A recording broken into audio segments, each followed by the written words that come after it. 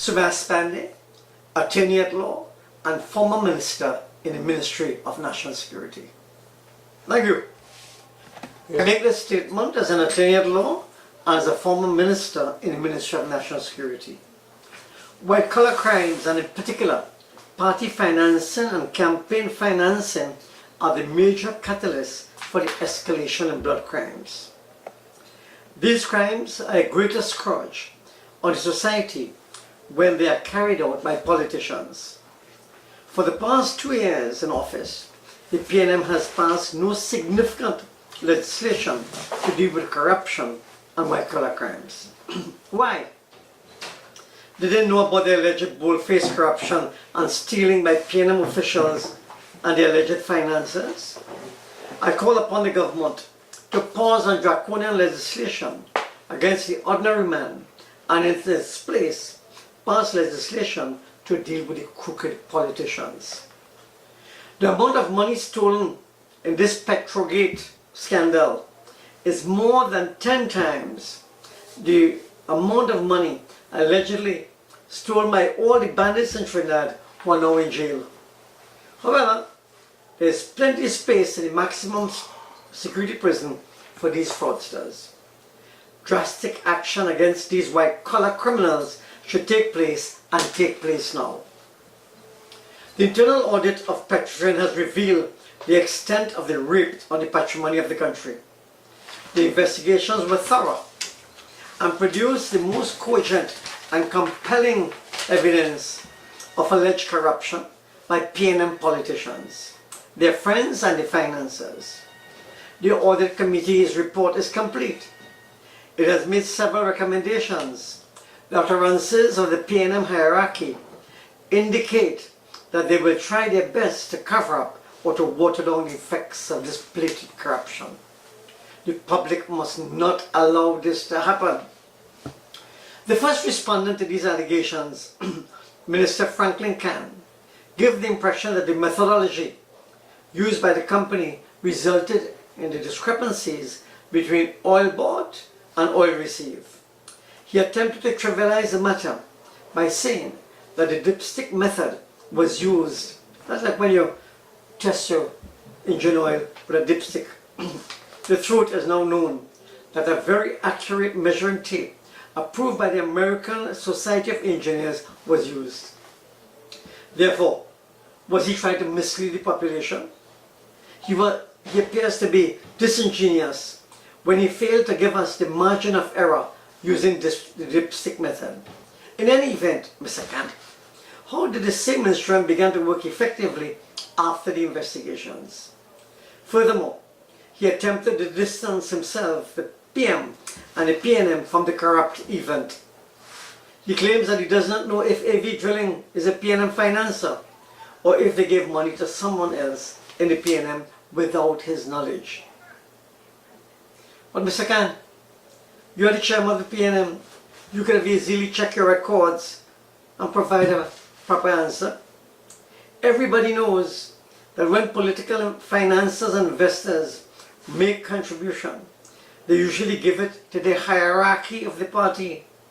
Is he then saying that some politicians accept money from party investors without giving receipts for same and pocket the money without any accountability for it?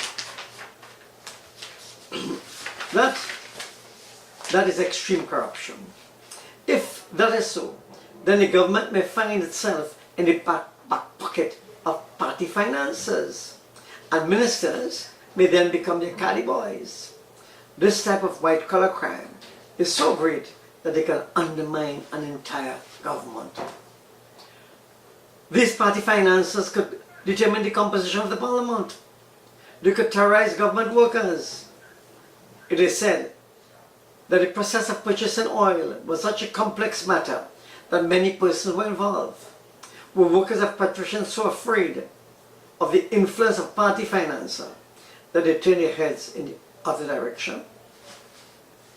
Party financiers have so much power that they can use the highest official in the land to talk foolishness.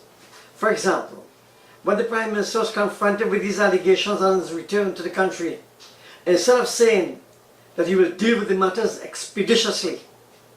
His response was, so what's new now?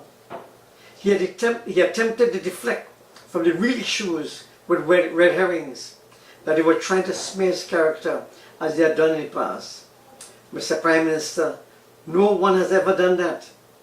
It must be noted that this response was made in the face of cogent and compelling evidence of corruption under your regime.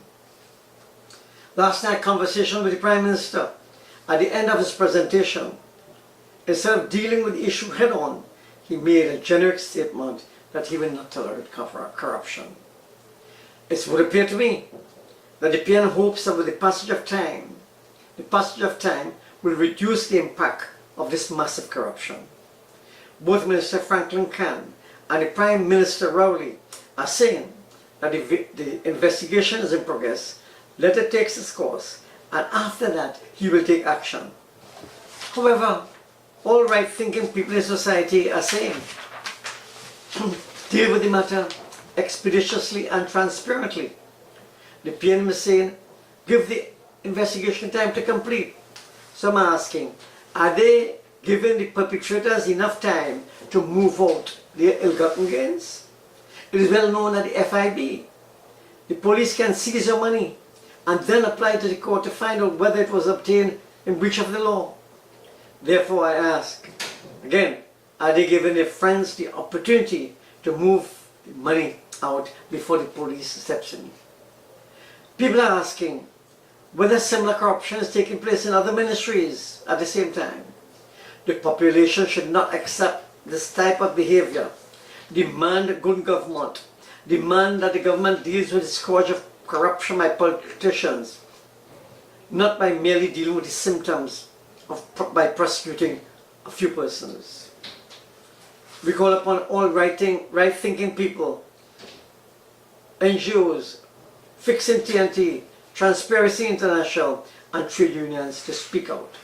Demand immediately whistleblower legislation, party finances legislation, so that persons would not have to ask how much money from the $100 million stolen has gone to the project of rebuilding the Balizier House. Party election campaign legislation, financing legislation should also be passed so that politicians will be prevented from collecting money from party investors without issuing receipts, keeping records, and accounting to the people. We don't want people to say that the government, which consists of thieves, vagabonds, and rogues, are passing laws to discipline me. We call for legislation to deal with politicians who are plundering the patrimony of the country. The law must deal with them as it happens. Politicians mustn't be permitted to steal for 5 years, their full term, and at the end we merely vote them out. We say, charge them and lock them up during the term. The population must demand a higher standard of honesty and integrity from politicians, because when we vote for them, we give them more trust. Thank you.